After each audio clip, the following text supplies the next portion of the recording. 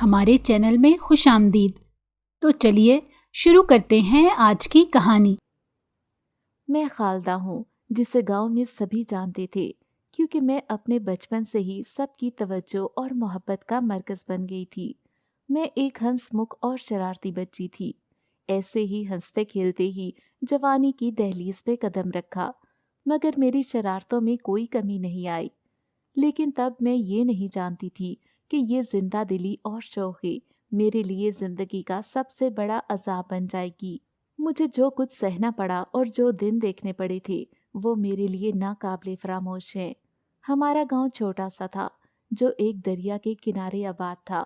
اس چھوٹے سے گاؤں میں رہنے والے تمام لوگ ایک دوسرے کو جانتے تھے اور ایک دوسرے کے دکھ سکھ میں ہمیشہ شریک رہتے تھے۔ ہمارا شمار بھی انہی لوگوں میں ہوتا تھا جنہوں نے اپنے خلوص اور اخلاص کی وجہ سے غیروں کو اپنا بنا لیا تھا۔ میرے ابا یوں تو چھوٹے سے کسان تھے، مگر پورے گاؤں میں ان کی عزت بہت زیادہ تھی، کیونکہ ابا اپنی ایمانداری اور حق گوئی کی وجہ سے پورے گاؤں میں مقبول تھے۔ اگر کبھی کسی معاملے میں کسی کی گواہی چاہیے ہوتی یا گواہوں کی ضرورت پڑتی تو سب ابا کا نام ہی پکارتے تھے، اور انہوں نے یہ عزت پوری زندگی لگا کر کمائی تھی۔ میں اپنے ماں باپ کی اولاد تھی جو ان کے جینے کا آخری سہارا اور امید بن کر ان کی زندگی میں آئی تھی۔ مجھ سے پہلے میرے 4 بہن بھائی بچپن میں ہی انتقال کر گئے تھے۔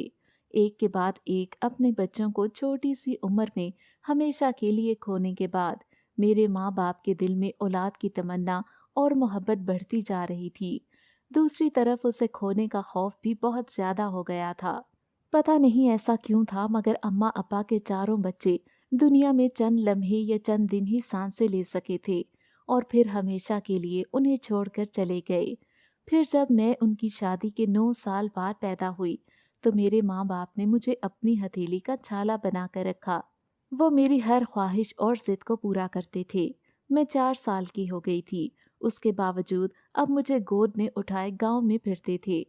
پھر گاؤں والوں کے بار بار کہنے پر ہی ابا نے 5 سال کی عمر میں مجھے اسکول داخل کروایا، ورنہ وہ کہتے تھے کہ میں اپنی پھول جیسی بچی پر اتنی کم عمر میں کتابوں کا بوجھ نہیں ڈالوں گا۔ وہ دونوں مجھے دیکھ دیکھ کر جیتے تھے۔ صبح کو میں سو رہی تھی اور ابا کھیتوں پر جانے سے پہلے میرا چہرہ دیکھ کر جایا کرتے تھے۔ جب تک میری آواز نہ سن لیتے انہیں سکون نہیں ملتا تھا، اور میں بھی اپنے ماں باپ سے بے حد پیار کرتی تھی۔ 2.5-3 سال کی عمر سے ہی ابا اور اماں کے ساتھ گاؤں کے ہر گلی اور کوچے میں گھوم چکی تھی، کیونکہ اماں ابا کے ملنے والے بہت تھے۔ کبھی ابا مجھے اپنے ساتھ لے جاتے تو کبھی اماں لے جاتی تھی۔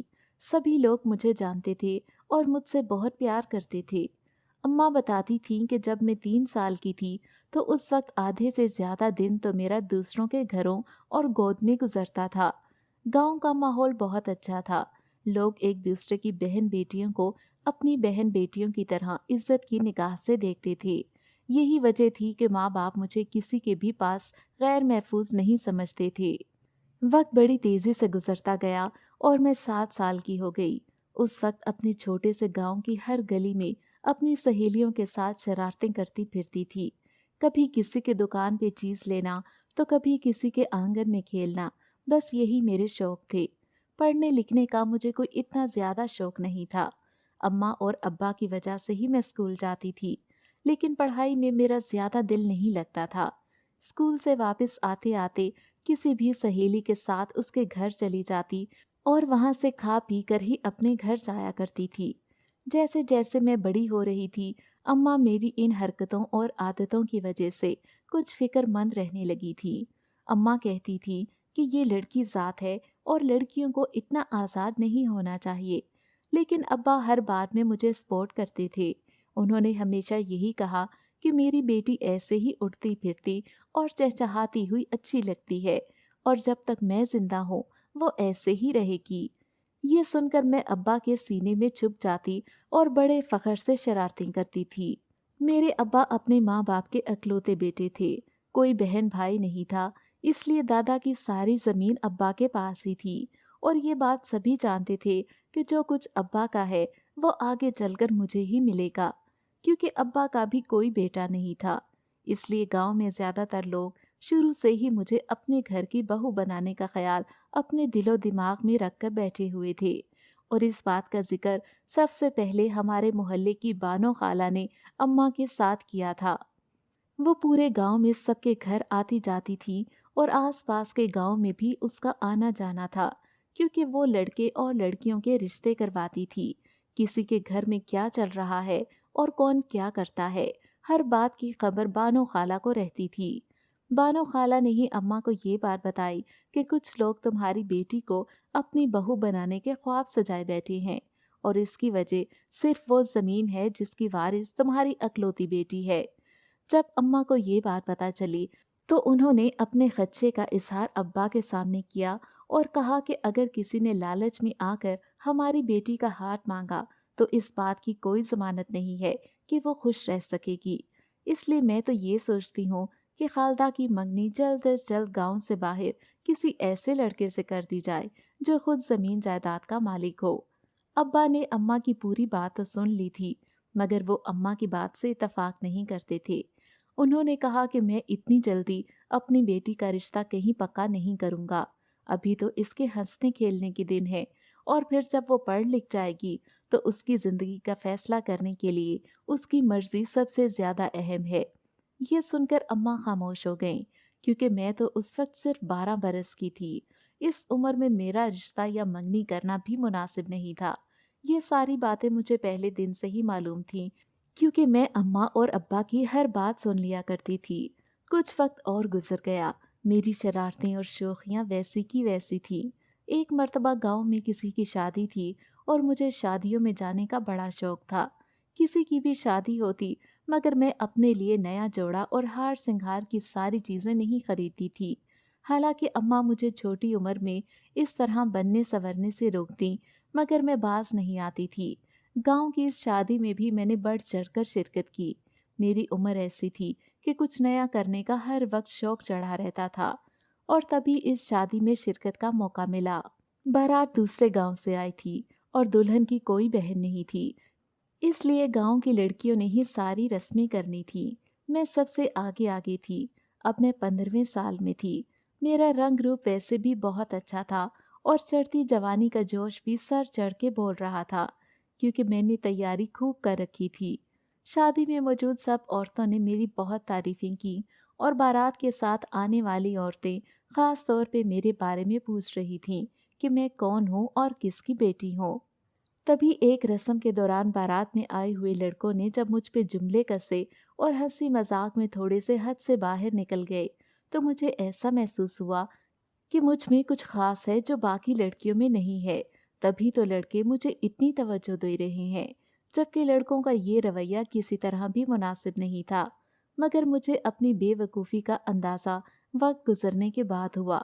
میں تو اس وقت بس اتراتی پھر رہی تھی اور دل ہی دل میں خود کو کوئی حور پری سمجھنے لگی۔ بس اسی سوچ نے مجھے اور بے لگام کر دیا۔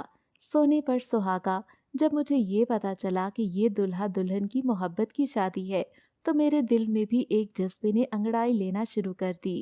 مگر میں گاؤں کے لڑکوں کو گھاس بھی نہیں ڈالتی تھی، کیونکہ کوئی بھی مجھے اپنے قابل نہیں لگتا تھا۔ اس کی ایک وجہ یہ بھی تھی کہ ابا بچپن سے ہی مجھے کہانیاں سناتے تھے، اور ان کہانیوں میں ہمیشہ ایک شہزادہ اور ایک شہزادی ہوتے تھے، اور وہ شہزادہ ہمیشہ گھوڑے پہ بیٹھ کے شہزادی کو لینے آتا تھا۔ ابا تو کہانی کے آخر میں کوئی نہ کوئی سبق یا نصیحت نکال لیتے، مگر میں کسی اور ہی دنیا میں کھو جاتی تھی۔ میں نے بھی اپنے خوابوں کی ایک دنیا سجا رکھی تھی، اور مجھے اس شہزادے کا انتظار تھا جو کسی سفید گھوڑے پہ بیٹھ کے آئے گا اور مجھے ایک خوبصورت دنیا میں لے جائے گا۔ مگر میں تب یہ نہیں جانتی تھی کہ یہ سب کتابی باتیں ہیں۔ شہزادے شہزادیاں صرف کہانیوں میں ہوتے ہیں، حقیقت میں تو زندگی انسان کو نہ جانے کیا کچھ سکھاتی ہے۔ ایسے ہی گاؤں کی گلیوں میں ہنستے کھیلتے میں بڑی ہو رہی تھی۔ اماں تو اب مجھے گھر سے اس طرح باہر نکلنے سے منع کرتی تھیں، مگر میں اماں کی سنتی ہی نہیں تھی۔ جو آزادی انہوں نے مجھے بچپن سے دی ہوئی تھی، اب میں اس ماحول کی عادی ہو چکی تھی۔ جب بھی اماں مجھے ڈانٹتی، میں منہ بنا کر کمرے میں بند ہو جاتی، کیونکہ میں اچھی طرح جانتی تھی کہ ابا اپنی لاڈلی بیٹی کو کبھی بھی روتے ہوئے نہیں دیکھ سکتے۔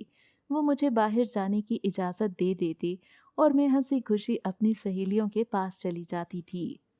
ہم ساری سہیلیاں اکٹھی ہو کر کھیتوں میں جاتی اور وہاں جو درختوں پہ ہم نے جھولے ڈال رکھے تھے ان پہ خوب جھولے لیا کرتی تھیں، خوب موج مستی کرتی تھیں۔ حالانکہ میں 18ویں سال میں لگ چکی تھی، مگر میں نے کبھی کسی چیز کو سنجیدہ نہیں لیا تھا۔ مشکل سے روتے دھوتے 8 جماعتیں پاس کر لی، وہی میرے لیے بہت تھا۔ اماں ابا نے کتنا زور لگایا کہ میں آگے بھی پڑھائی جاری رکھوں، مگر مجھے پڑھنا بہت مشکل لگتا تھا۔ میرا دل تو چاہتا کہ میں بس ہر وقت آزاد تتلی کی طرح یہاں سے وہاں اڑتی پھروں۔ میرے نزدیک زندگی موج مستی کے سوا کچھ بھی نہیں تھی، اور وقت بھی موجوں کی روانی کی طرح گزر رہا تھا۔ یہ ان دنوں کی بات ہے جب میں 18 برس کی ہو گئی اور ہر سال کی طرح اپنے جنم دن پر گھر میں سہیلیوں کو بلا کر خوب ہلا گلا کیا، دعوت اڑائی اور پھر ان کے ساتھ کھیتوں کی طرف نکل گئی۔ شام ہونے والی تھی اور اماں ہمیں باہر جانے سے روک رہی تھیں، مگر میں تو اماں کی کبھی نہیں سنتی تھی۔ اپنی سہیلیوں کے ساتھ وہاں چلی گئی، جھولوں پر بیٹھی گیت گاتی ہم ساری سہیلیاں خوب شور مچا رہی تھیں کہ وہاں سے 2 لڑکے گزرے، جن میں سے ایک شاید پہلی بار ہمارے گاؤں میں آیا تھا، کیونکہ ہم نے پہلے اسے کبھی نہیں دیکھا تھا۔ وہ چاچا خیر دین کے بیٹے کے ساتھ وہاں سے گزر رہا تھا۔ اچانک مجھے ایک شرارت سوچی اور گیلی مٹی کا گول پتھر بنا کے اس لڑکے کی طرف اچھال دیا، جو ٹھیک نشانے پر پہنچتے ہوئے اس لڑکے کی سفید چمچماتی شرٹ سے جا ٹکرایا تھا۔ وہ دونوں ایک دم سے رک گئے اور میں اپنے کھیل تماشے میں مگن ہونے کا ناٹک کرنے لگ گئی۔ چاچا خیر دین کا بیٹا ہمارے پاس آیا اور کہنے لگا کہ یہ شرارت کس نے کی ہے۔ ہم سب مکر گئیں تو وہ کہنے لگا کہ یہ سب خالدہ کا کیا دھرا ہوگا، میں ابھی چاچا جی کے پاس جا کے اس کی شکایت لگاتا ہوں۔ میں نے دونوں ہاتھ اپنی کمر پہ رکھے اور اس سے لڑنا شروع کر دیا۔ وہ بھی برابر جواب دیتا رہا۔ تبھی اچانک میری نظر اس مہمان لڑکے کی طرف اٹھی۔ وہ بڑے انہماک سے مسکراتا ہوا مجھے دیکھ رہا تھا۔ اس کی نظروں میں پتہ نہیں ایسا کیا تھا کہ میں ایک دم سے گھبرا گئی اور چپ چاپ اپنی سہیلیوں کے پاس واپس چلی گئی۔ پھر وہ مہمان لڑکا اپنے دوست کو لے کر وہاں سے چلا گیا۔ کچھ دیر بعد میں بھی اپنے گھر چلی گئی، مگر مجھے ساری رات اس لڑکے کی وہ نظریں نہیں بھولیں۔ میرے اندر تجسس بھر چکا تھا۔ میں جاننا چاہتی تھی کہ وہ کون ہے، کیونکہ مجھے تو وہ میرے خوابوں کے شہزادے جیسا لگ رہا تھا۔ اگلے دن صبح ناشتہ کرتے ہی میں اپنی اس سہیلی کے گھر چلی گئی جو چاچا خیر دین کے برابر والے گھر میں رہتی تھی۔ میں نے اس سے کہا کہ کافی دن ہو گئے ہیں چاچا خیر دین کے گھر کا چکر نہیں لگایا، چاچی کی خیریت معلوم نہیں کی، تو چلو آؤ ہم دونوں چلتے ہیں۔ تو وہ کہنے لگی کہ ان کے گھر تو شہر سے مہمان آئے ہوئے ہیں، ابھی کچھ دن ٹھہریں گے، اس لیے ہم بعد میں چلے جائیں گے۔ مگر میں اپنی بات اور زندگی شروع سے ہی بہت پکی تھی۔ میں نے اسے زبردستی اپنے ساتھ لیا اور چاچا خیر دین کے گھر چلی گئی۔ وہاں تو واقعی رونق لگی ہوئی تھی۔ چاچی کی بیٹی شہر میں بیاہ کر گئی تھی اور یہ اس کے سسرال میں سے کچھ لوگ گاؤں گھومنے پھرنے آئے ہوئے تھے۔ جب ہم لوگ ان کے گھر پہنچے تو وہ سب ناشتہ کر رہے تھے۔ ہمیں دیکھ کر چاچی بڑی خوش ہو گئیں۔ انہوں نے مجھے بھی ناشتہ کرنے کی دعوت دی، مگر میں بہانہ بنانے لگ گئی کہ مجھے پتہ ہی نہیں تھا کہ آپ کے گھر مہمان آئے ہوئے ہیں، ورنہ میں اس ٹائم کبھی نہ آتی۔ یہ سن کر میری سہیلی حیرت سے میری طرف دیکھنے لگی تو میں نے اسے کوہنی ماری اور پھر چاچی کے ساتھ کچن میں چلی گئی۔ چاچی نے بتایا کہ ان کی بیٹی کے سسرال میں سے یہ لوگ ہیں جو باہر سے آئے ہیں، انہیں گاؤں دیکھنے کا بڑا شوق تھا، تو میری بیٹی ان کو لے کر یہاں آ گئی۔ میں نے کچن کی کھڑکی سے دیکھا تو وہ سب واقعی کسی اور دیس کے لگتے تھے۔ گورے چٹے اور خوبصورت کپڑے پہنے ہوئے وہ 2 جوان لڑکے اور 3 لڑکیاں تھیں، ان کے ساتھ ایک ادھیڑ عمر کی عورت بھی تھی۔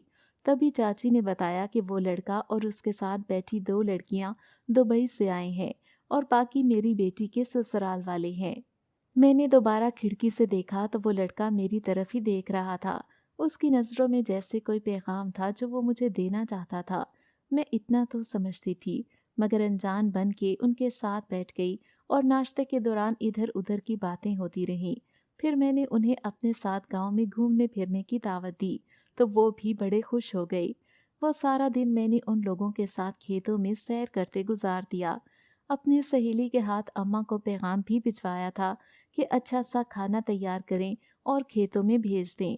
وہیں پر ہم نے دوپہر کا کھانا کھایا۔ دیسی گھی کا ساگ اور چاٹی کی لسی پی کر وہ لوگ بڑے خوش ہو رہے تھے۔ پھر ایسے ہی شام تک سیر سپاٹا چلتا رہا اور میں اپنے گھر چلی گئی۔ اس سارے دن کی سیر و تفریح میں وہ لڑکا شناور مجھے دیکھ دیکھ کر مسکراتا رہا اور میں بھی اسے جوابی مسکراہٹ سے نوازتی رہی۔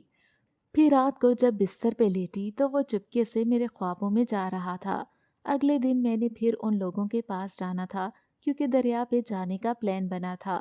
صبح ہوتے ہی میں چاچا خیر دین کے گھر نکل گئی۔ وہیں پر سب کے ساتھ ناشتہ کیا اور ہم دریا پر چلے گئے۔ تبھی اس سے تھوڑی بہت بات چیت بھی ہوتی رہی اور پھر یہ روز ہونے لگا۔ وہ لوگ 1 ہفتے کے لیے آئے تھے جس میں سے 3 دن گزر چکے تھے، لیکن آنے والے 2 دنوں میں سے ہی اس لڑکے نے مجھ سے اپنی محبت کا اظہار کر دیا تھا۔ میں تو خوشی سے پاگل ہو گئی تھی کیونکہ میں نے کبھی سوچا ہی نہیں تھا ایک باہر سے آیا ہوا ہینڈسم پڑھا لکھا اور امیر لڑکا مجھ سے محبت کرے گا۔ اب تو میرے صبح شام بس شناور کے بارے میں سوچتے ہوئے ہی گزرتے تھے، لیکن یہ سوچ سوچ کر بھی دل اداس ہوتا تھا کہ صرف 2 دن بعد وہ چلا جائے گا۔ اس نے مجھے بتایا تھا کہ وہ ابھی پاکستان میں مزید 2 ہفتوں کے لیے موجود ہے اور یہ بھی کہا تھا کہ وہ اپنے ماں باپ سے میرے رشتے کی بات کرے گا اور پھر مجھے بھی اپنے ساتھ ہی لے کر جائے گا۔ میں تو اس کے ساتھ زندگی گزارنے کے خوابوں میں نہ جانے کہاں تک پہنچتی جا رہی تھی، مگر اس کی رخصتی کا دن آ گیا۔ وہ مجھ سے وعدے کر کے اور قسمیں کھا کے چلا گیا۔ اس کے جانے پر میں بہت اداس تھی، مگر اس نے کہا تھا کہ وہ 1 ہفتے کے بعد آئے گا، اس لیے میں دن رات اس کی راہ تکنے لگی۔ اس دوران میں نے اماں سے اس کے بارے میں کوئی بات کی تو اماں نے مجھے سختی سے منع کر دیا کہ سوچنا بھی مت۔ اول تو یہ شہروں اور باہر کے ملکوں سے آئے ہوئے لڑکے بے وفا ہوتے ہیں، دوسری بات یہ کہ وہ اتنا امیر اور پڑھا لکھا لڑکا ہم جیسے غریبوں سے رشتہ داری کیوں کرے گا، اور بالفرض وہ کرنا بھی چاہتا ہے تب بھی اس کے ماں باپ کیوں مانیں گے۔ یہ سن کر میں خاموش ہو گئی، لیکن بات کو سمجھنے کی بجائے مجھے یہ لگنے لگا کہ میری ماں ہی میری دشمن ہے۔ میں نے اماں سے کہا کہ ابا سے بات کرو ورنہ میں خود ابا سے بات کر لوں گی۔ اماں نے مجھے منع کیا اور پھر خود ہی ابا سے بات کر لی۔ ابا کا بھی وہی خیال تھا جو اماں نے کہا تھا۔ میں 3-4 دن تو منہ پھلا کے یہاں وہاں پھرتی رہی، مگر اس بار ابا اماں نے مجھے منانے کی کوشش نہیں کی تھی، البتہ سمجھانے کی کوششیں جاری تھیں۔ ان دونوں کا یہی خیال تھا کہ شناور واپس نہیں آئے گا، اور اگر آ بھی گیا تو اس کے ماں باپ ہرگز نہیں مانیں گے، اس لیے گاؤں میں اپنا تماشا بنوانے سے بہتر ہے کہ میں یہ خیال ہی دل سے نکال دوں۔ مگر میں تو شناور کی محبت میں اندھی ہو چکی تھی، مجھے اس پر بے حد یقین تھا، اور پھر 1 ہفتہ گزر جانے کے بعد جب وہ نہیں آیا تو میں پریشان ہو گئی۔ اچانک ایک دن چاچا خیر دین کے بیٹے نے مجھے راستے میں روک کر ایک نمبر دیا اور کہنے لگا کہ یہ شناور کا نمبر ہے، اس نے رابطہ کرنے کے لیے کہا ہے۔ میری تو جیسے جان میں جان آ گئی تھی۔ میں فوراً گھر گئی اور ابا کے فون سے چوری چھپے شناور کو کال ملا لی۔ اس نے بتایا کہ اس کے ماں باپ اس بات پر راضی ہیں کہ میں تمہیں اپنے ساتھ وہاں لے جاؤں، تو کچھ ٹائم وہاں ہمارے ساتھ گزارو، ہمارے رہن سہن کے طریقے اپنا لو، پھر وہ لوگ ہماری دھوم دھام سے شادی کر دیں گے۔ میں یہ سوچ کر خاموش ہو گئی کہ ایسا کیسے ممکن ہے، بغیر شادی کے تو اماں ابا مجھے ہرگز نہیں بھیجیں گے۔ تو شناور کہنے لگا کہ تم اچھی طرح سوچ لو اور ہم اپنے ماں باپ سے بات کرنی ہے تو کر لو، اگر وہ مانتے ہیں تو ٹھیک ہے، نہیں تو میں 2 دن بعد آؤں گا اور تمہیں گاؤں سے چوری چھپے لے جاؤں گا، اور پھر ہم وہاں جا کر شادی کر لیں گے تو خود ہی تمہارے ماں باپ مان جائیں گے۔ یہ سب سن کر مجھے بہت عجیب اور مشکل تو لگا، مگر میرے سر پہ محبت کا بھوت سوار تھا۔ مجھے ہر حال میں شناور کے ساتھ زندگی گزارنی تھی۔ میں نے اگلے دن اماں سے ہی بات کی تو اماں نے مجھے ڈانٹنا شروع کر دیا۔ وہ بے حد پریشان نظر آ رہی تھیں۔ پھر انہوں نے میرے سامنے ہاتھ جوڑ دیے اور کہا کہ خدا کا واسطہ ہے اس لڑکے کا خیال اپنے دل سے نکال دو، کیونکہ یہ ہو ہی نہیں سکتا کہ بغیر شادی کے ہم تمہیں وہاں بھیج دیں، اور اس سب میں مجھے اس لڑکے کی نیت بھی اچھی نہیں لگتی۔ مگر میں نے اماں کو ہی غلط سمجھا اور پیر پٹکتی ہوئی وہاں سے اٹھ کر اپنے کمرے میں چلی گئی۔ میں نے سوچ لیا تھا کہ اب مجھے کیا کرنا ہے، क्योंकि मेरे माँ बाप तो मानने वाले नहीं थे। मैंने रात को चोरी छुपे अब्बा का फ़ोन उठाया और शनावर को कह दिया कि मुझे यहाँ से आकर ले जाओ। ये लोग कभी भी हमारी मोहब्बत को नहीं समझेंगे और ना ही हमारा साथ देंगे। फिर शनावर ने सारा मंसूबा बनाया जिसके मुताबिक हमें गांव से निकलना था। ठीक 2 दिन बाद मैं अलमारी से सारा जेवर और जितनी रकम पड़ी थी वो निकाल कर उस जगह पहुंच गई जहां शनावर ने मुझे बुलाया था। रात का वक्त था। मेरे माँ बाप गहरी नींद में सो रहे थे। उन्होंने तो सोचा भी नहीं होगा कि मैं इतना बड़ा कदम उठा लूंगी। जेवर और पैसे तो मैंने मौका देखकर दिन के वक्त ही निकाल लिए थे और फिर आधी रात को पक्की सड़क के पास चली गई। शनावर वहीं पर खड़ा था। मुझे देखते ही उसने कार स्टार्ट कर दी और फिर हम दोनों गांव की हदूद से बाहर निकल गए। गाड़ी तेज रफ्तारी के साथ चलती जा रही थी। ऐसे ही सुबह हो गई। मैंने सोचा नहीं था कि शहर इतना दूर होता है। मैंने शनावर से पूछा कि वो मुझे अपने घर लेकर जाएगा, तो उसने कहा कि फ़िलहाल हम एक दोस्त के घर में रुकेंगे और उसने मुझसे मेरा शनाख्ती कार्ड और पैसे वगैरह ले लिए थे, जबकि जेवर मेरे पास ही थे। फिर हम होटल में चले गए। मैंने ज़िंदगी में पहली मर्तबा शहर देखा था और जिस होटल में हमने नाश्ता किया वो भी बहुत बड़ा और खूबसूरत था। उसके बाद शनावर ने मुझे कुछ शॉपिंग करवाई क्योंकि मेरे पास कपड़े नहीं थे और फिर अपने दोस्त के घर ले गया। मुझे अम्मा और अब्बा की भी याद आ रही थी। काश वो मान जाते तो ये सब कुछ कितना अच्छा होता। मुझे उदास देखकर शनावर ने मुझे तसल्ली दी। फिर सब कुछ ठीक हो जाएगा। जब हम बाहर चले जाएंगे तो तुम्हारे अम्मा अब्बा भी वहीं पर बुला लेंगे और सब हंसी खुशी मिलकर रहेंगे। ये सुनकर तो मैं और भी खुश हो गई। मैंने सोचा कि शनावर कितना अच्छा है। शाम को शनावर मुझे निकाह के लिए कोर्ट में ले गया जहाँ पर उसके दोस्त भी मौजूद थे। उन सब की मौजूदगी में हमारा निकाह हुआ। शनावर ने कहा था कि पहले निकाह हो जाएगा तो बाहर जाने के लिए कागजात बनाना आसान होगा। इसलिए मैं चुपचाप सब करती रही जो शनावर कहता था। मुझे उसके साथ निकाह के बाद रहते हुए 3 दिन गुजर गए थे। मैं तो अब अम्मा अब्बा को भूलती जा रही थी। मैंने ये भी नहीं सोचा था कि मेरे इस तरह गांव से भागने की वजह से उन पर क्या गुजरी होगी। मेरे अब्बा की पूरी गांव में कितनी इज्जत थी। पता नहीं लोग उन पे कितनी उंगलियां उठा रहे होंगे। मेरे पास ये सब सोचने का वक्त नहीं था। जैसे जैसे दिन गुजर रहे थे शनावर से मेरी मोहब्बत भी बढ़ती जा रही थी, लेकिन मुझे उस पर ज़रा सा भी एतबार नहीं था।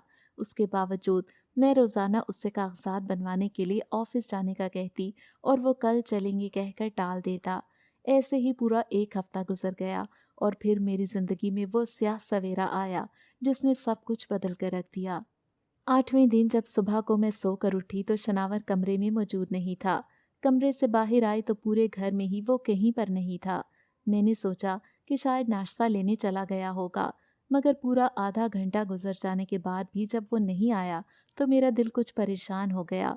मैंने दूसरे कमरे में जाकर सामान देखा तो वहाँ पर उसका कोई भी सामान मौजूद नहीं था, बल्कि मेरा बैग भी खुला और बिखरा पड़ा था। ये देखकर मेरे कदमों के नीचे से ज़मीन ही निकल गई कि मेरे बैग में ज़ेवरात का कोई भी नामो निशान तक नहीं था और ना ही निकाहनामा मौजूद था। मैं इतनी ज़्यादा परेशान हो गई कि बेइख्तियार ही रो पड़ी। पता नहीं अम्मा अब्बा की कौन कौन सी बातें मेरे दिलो दिमाग में हथौड़े की तरह बरस रही थीं। उन्होंने ठीक कहा था, ये लड़का मुझे धोखा दे रहा था और मैं उसकी मोहब्बत में अंधी होकर अपने माँ बाप की इज्जत को दांव पे लगाकर उसके साथ चली आई थी और अब बेयारो मददगार इस घर में बैठी रो रही थी। थके कदमों से उठकर जब लाउंज में आई तो वहां रखी कुर्सी पर बैठ गई। मुझे कुछ समझ नहीं आ रहा था कि मैं क्या करूं। तभी अचानक दरवाजे पे बेल हुई। मैंने फटाफट जाकर दरवाज़ा खोला तो वहां शनावर का दोस्त खड़ा था।